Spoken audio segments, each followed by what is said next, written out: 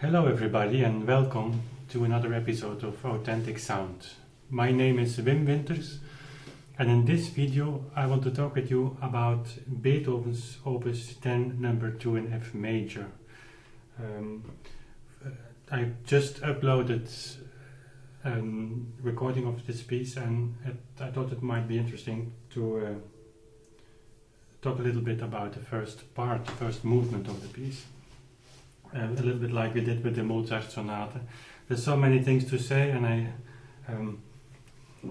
I will definitely in the future make some videos where we systematically point out some things like bar structure, meter, that kind of things, tempo, articulation, whatever. But in the meantime, just to build up a little bit the process of this channel, I think it is a good way to just share with you some of my ideas, and I must say it are my ideas for now, which I applied during the recording of the Sonata, and of course they may change in the future, and I hope they will change and will not stay the same.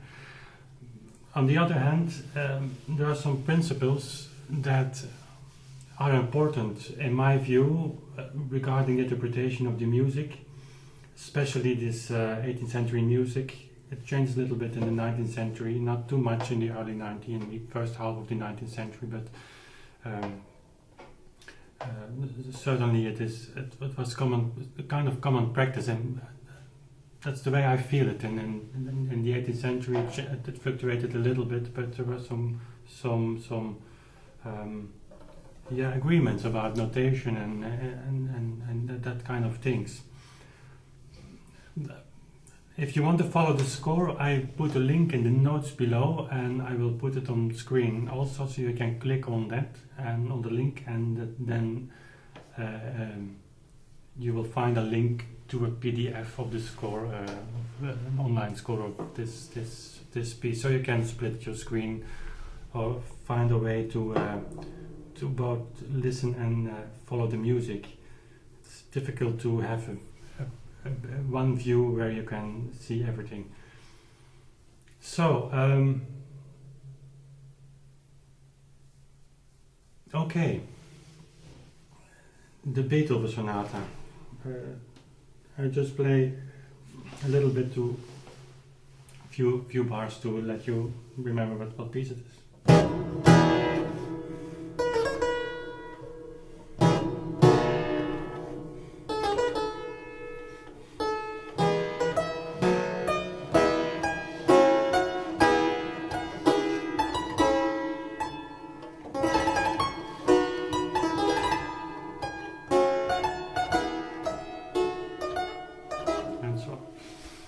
So,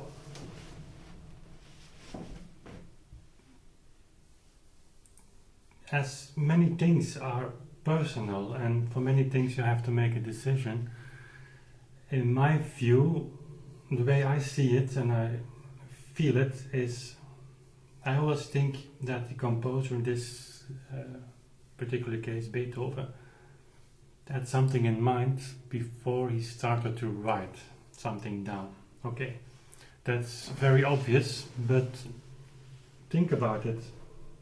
That means that Beethoven, as a composer or any composer, has to look for a notation which fits best his musical idea, and that's something that's not so easy to do, since the notation, musical notation, is rather rough. I mean, it is not scientific evidence. You cannot be very sure of this. No, I have to say it another way. Only by looking at the notation you can figure out some indications. So it is a kind of limit of language with a limited grammar. Then, of course, there comes the interpretation. That's the fun part of being a musician and having the privilege of playing this kind of music and experimenting with it. And it will last for a whole life, I start to feel. You never end with the truth. But anyway, we can, however, look to the meter of the piece, and this first part, this first movement, is written in a 2/4 meter, and this 2/4 meter is, in my opinion, one of the, yeah, there are other meters too, but it's one of the neglected meters. I will say you have 4/4, you have the common, the C bar, so to say, the tempo ordinario, which we talk about that in future videos, I promise. But the 2/4 is not just at the 4/4 divided by 2. So instead of having 4 quarter notes, a reduction to 2 quarter notes per bar. That's not the case, and you read that in historical sources, that the 2/4, and especially towards the end of the 18th century, as I feel it, is more a 4/8 bar instead of a 2/4. And what's the difference between the both? It's that you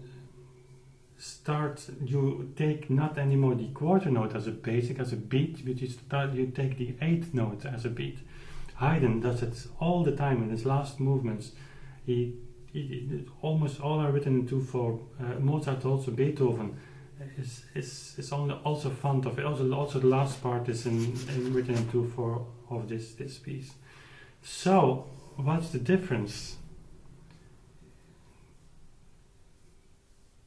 If you consider 2/4 as being a 4/8, then the only solution is that the tempo is slowing down, because you put emphasis on 8th note structure instead of quarter notes. When you put an emphasis, an accentuation on smaller note values, the tempo must slow down, because if you keep up the same tempo as you would do in a normal 4-bar structure, then the music simply goes too fast to give all notes the accentuation they deserve. And we can see it very clearly. With Haydn, it is sometimes difficult to see, but since Haydn also, and we come back to that when we record Haydn, Haydn you see often presto in these last movements, which seems like to be like a contradiction. Why would he use a slower meter and then add a very fast tempo word or character word to the piece? In my view, the solution is simple. Since he uses a somewhat slower meter, he wants to make sure that the music is not being performed too slow. So it is also there we see a search for a combination of items you can use as a composer in order to give the musician the best possible idea how he would like to have performed the piece. Okay, so, and in my opinion, it is important to honor that idea, and at the same time be aware of the fact that you will never discover the truth, and there is no truth in this. You can only try to be as honest with yourself as possible, and to figure out what the meaning could have been. In this case, my view. It's just one opinion. So the 2/4 bar structure meter is slowing down the tempo, and you can see it easily, since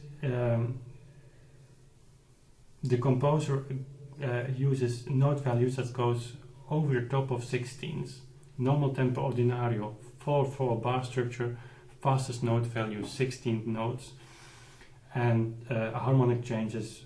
The fastest harmonic changes in the tempo ordinario are in quarter notes. Most of them are accentuated harmonic changes in half notes.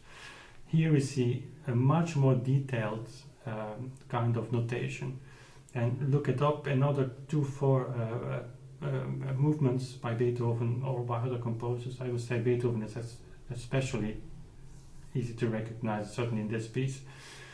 From the moment on that you see in a composition in the 18th or early 19th century note values that are faster than 16th, you can be sure of the fact, and I must add faster than 16th, but not a few ornamented notes, of course, really structural, faster note values.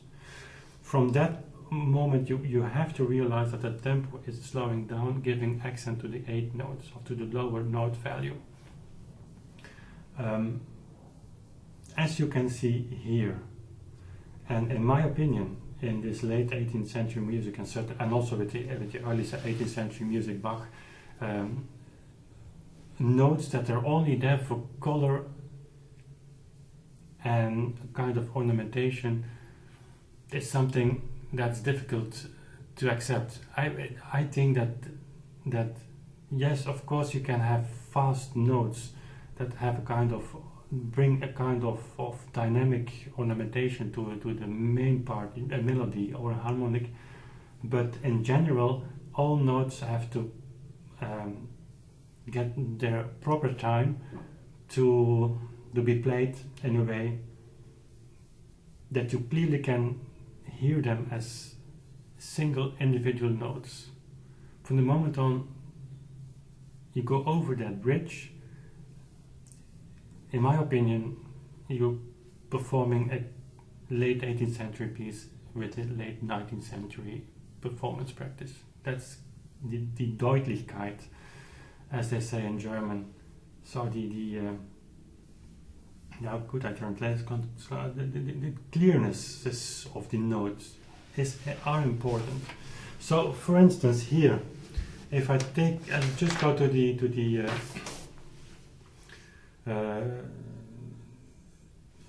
the middle section in this piece, you have, and we come back to the earlier to what's precedent, what's going before. But from this moment on, the right hand often it is played as a kind of ornamentation, as a kind of bridge passage that's going to another, and it can sound beautiful. See if I can.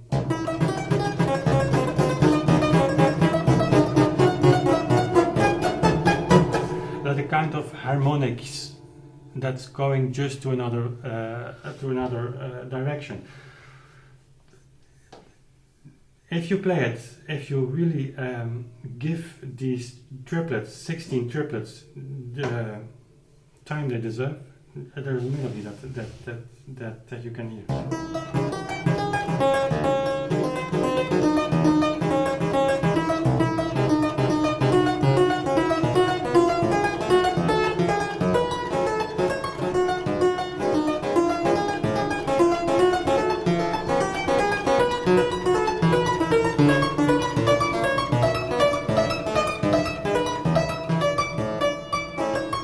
And so you turn the things around, instead of having only a bass part with some ornamentation.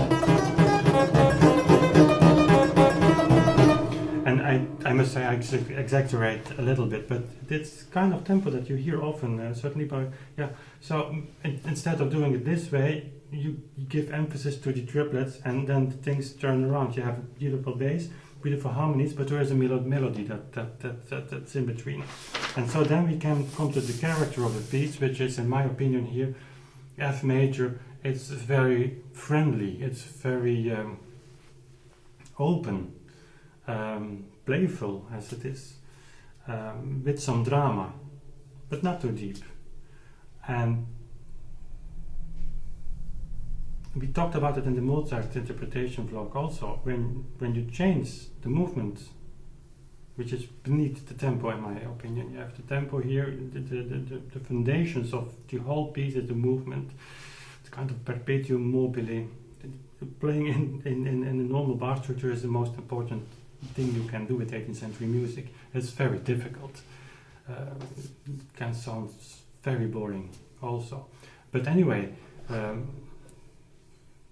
when you change the movement, and evidently also the tempo, you change the whole character of the piece. And the more you are away from the center, where everything is in balance, the more you depart from that point, the less important your tempo choice is, because the changes that you get then are so small then that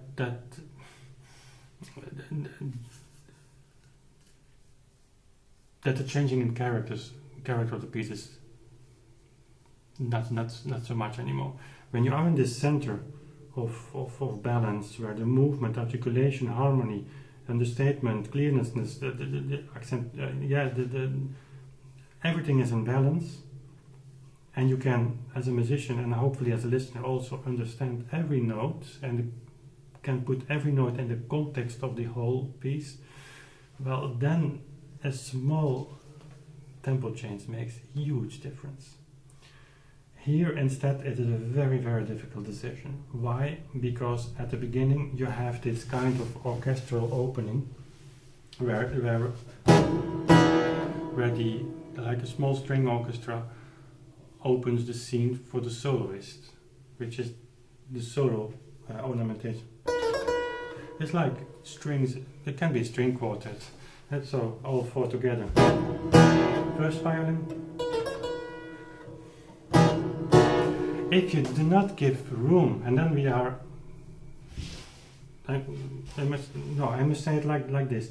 We talked about meter, bar structure, and about note value and tempo relationship.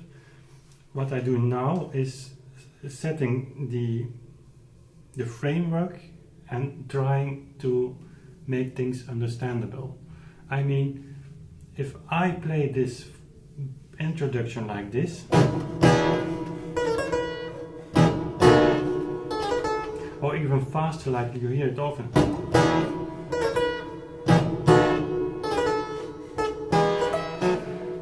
for my feeling, I have the feeling of saying, hold on a moment, or this is not interesting, and we should not listen too much or paying too much attention to it, and we just wait something happened that is interesting, more interesting like that. Or Beethoven is giving a statement from the beginning.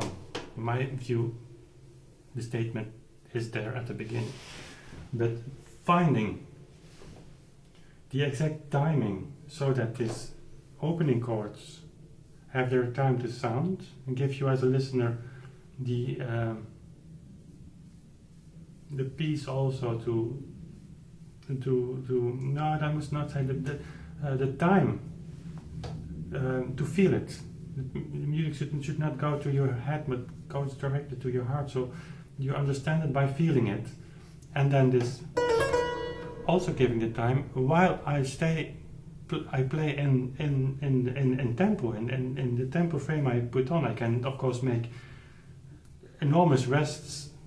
It's not what you should do. So that's difficult.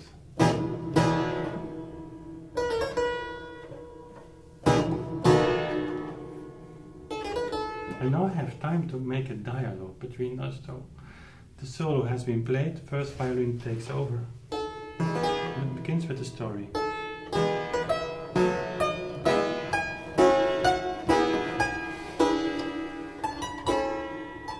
And I have the time to lay this sentence down in a very gentle way, with a rest, quarter rest.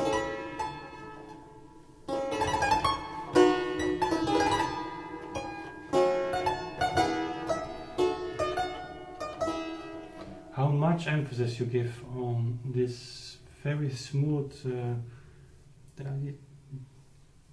opening, that's a matter of taste, and of course that changes like salt and pepper in your soup. You don't do it every time the same way, but it is in this direction that this voice can speak out.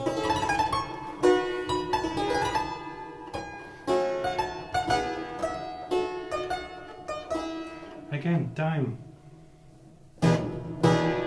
It's a reflection of what was there. And then start, what a harmony change. And what a tempo change. If I would have played this beginning faster, then this incredible tempo change, it's not a tempo change, it's a change in note values, would not have had the same impact. And what happens next? We get time to wait a little bit from our surprise, and then complete different mood.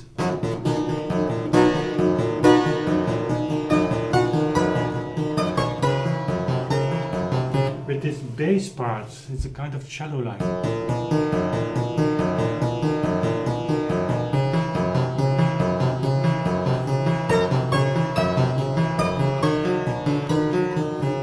Also here I can lay that a bit out of context. It's difficult to play this piece in small pieces, but you get the time to make a phrase and to phrase on.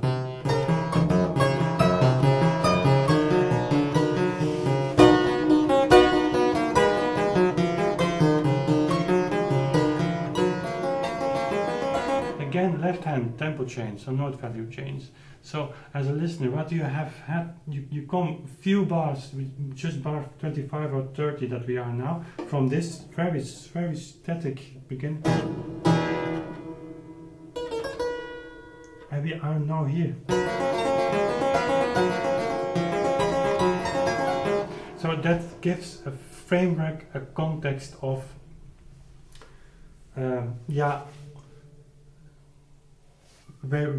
wherein you can place all elements together. And if I look at the tempo I'm using now, I should measure it, but it is.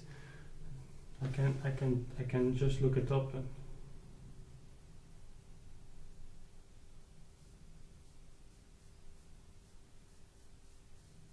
It will be around 60, I think, a little bit faster. So not so fast anyway for an allegro. Normal allegro tempo ordinario notation will be around between 80 and name something like 92, 96, 100, depending on the notation. But we are now actually in a slow allegro if you compare to that. That's due to the meter, to the 2/4 meter. So also here when you have this faster left hand, you come in a kind of climax. The music slowing down, not in tempo, complete, and then contrast. But see that you can play this 32 notes, 30-second notes, even correct. I mean, not just.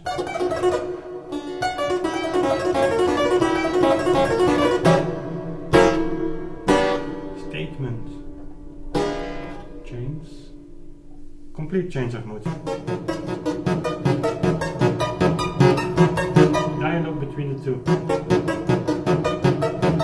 Not something, not an etude.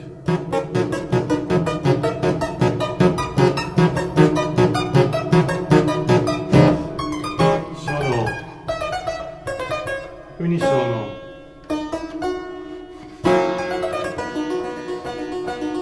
And for my feeling, this falls in place. This coda is so brilliant. The use of different note values and of incredible contrast that I cannot imagine this piece in another tempo.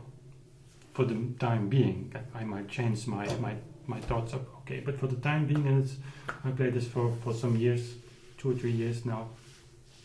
I mean, on the clavichords. That in my opinion, that's correct. If we, that's easy to say from yourself that you think you're correct, but you should, as a musician. If you not have the feeling that you are correct in what you think and what you do, you should not play it. You have to you have to be convinced by your own ideas first, before you go to the public and show what you think about this. So give them your interpretation. Okay, just to continue, and there's so many things that you can say about this. So we have here the fastest note value at the end, 30-second note. Short appoggiaturas, which we will not go in deeper for the time. It's too complicated.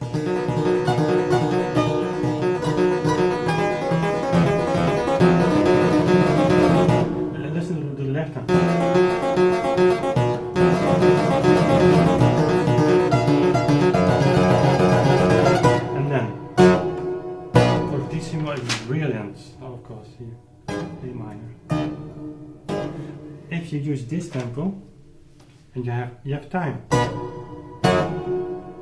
Statement. Surprise. Kind of fugue. But with the emphasis on, no, not the emphasis of course on the left hand.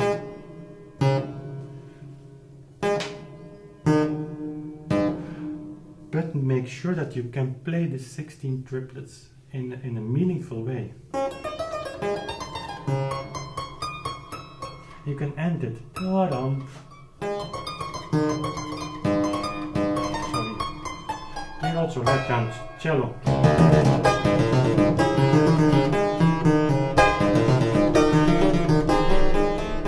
Then we come to this middle section. Here he starts another story. He starts to tell a complete different story of what, yeah, you could make you really could make a real story about it. It's not, yeah. They did that in those days. The music was not abstract as we think today it was. You should read Schindler about this. We come again back on that. There's too much things to say with this piece. But anyway, we get the melody in the right hand, but the bass part giving the beat.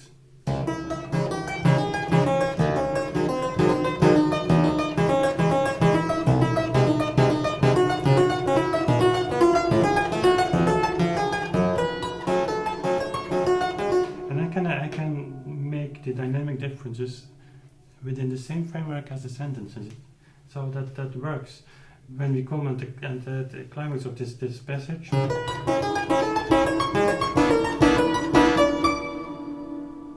can actually wait almost as long as I want, because you expect to happen this.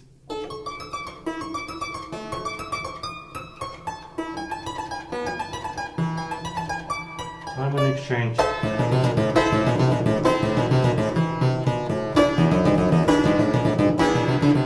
Again changed.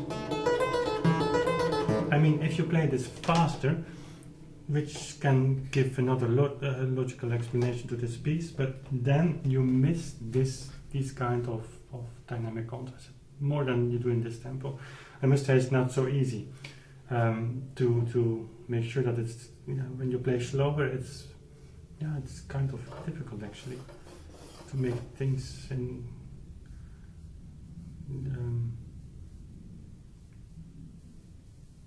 to make the accentuations right.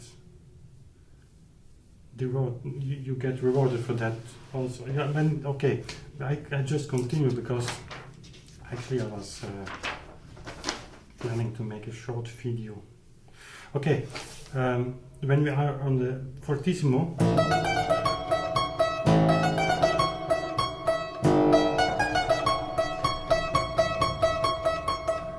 I can play it very dramatically, since I can emphasize all these chord notes.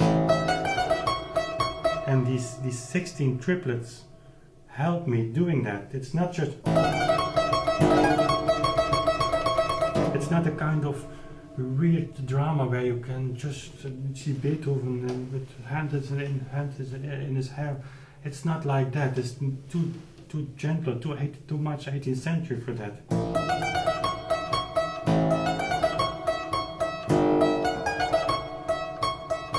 This A natural, that's the whole meaning of the before that you can end this middle section.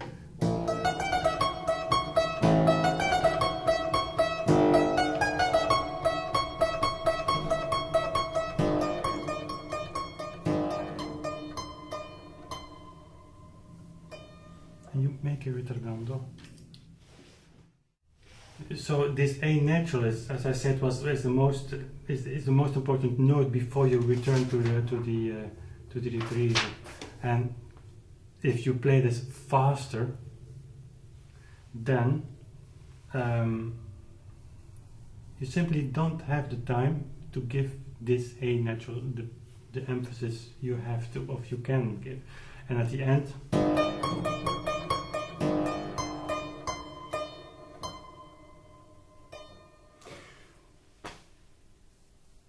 you can slow down. then if you, and there's something else you should try. If you play in a tempo and you have the feeling that at the end of a sentence or at the end of a piece it's difficult to get a logical ending, it's not always ritardando. Here I believe that Beethoven is not writing ritardando, but I'm sure that he meant it to be like that, and you can read it in other sources too, that he started with the idea of tempo rubato. You should read Czerny about this, and also Schindler actually, which is a source that we have to come back to, and we have to talk about Schindler. Of course, there are historical doubts about some facts, but it's describing Beethoven's performance quite detailed, and you can find similar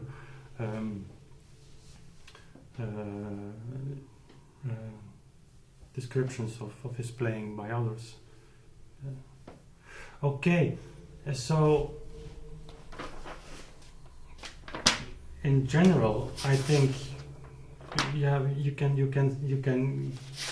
can, or we could give more in-depth interpretation suggestions of ideas about this piece, focusing more on the performance itself. But the meaning of this video and of this kind of videos for the time being is that I give you insight in my main decisions. And the most important, and to conclude, most important decision you have to make is matching the mood of a movement of a piece with the tempo, with the movement. Be sure to make this differentiation between tempo and movement, but the tempo is the only, it's your building plan. If you change that, you change everything, and your movement are the fundamentals of your playing. Those should match. Also with the note value, bar structure, meter, we talked about that. And in future videos, we come back on that more often, connecting tempo with notation to character and to kind of interpretation. And after a while we can go deeper in specific items of performance practice, like timing, putting sentences in connection and that kind of things, articulation, and of course methods of ornamentation, articulations, and so on, which is very complicated. Okay, so that was it for today. I apologize for this long video. But it's difficult to make short videos while one has the impression that some fundamental things should be said. Okay, next time we will continue this with other pieces, maybe even with Beethoven, I don't know. If you have questions, feel free to leave comments and or send me an email. And if you like the videos, of course, please hit the subscribe button. Thank you very much for watching, and see you next time.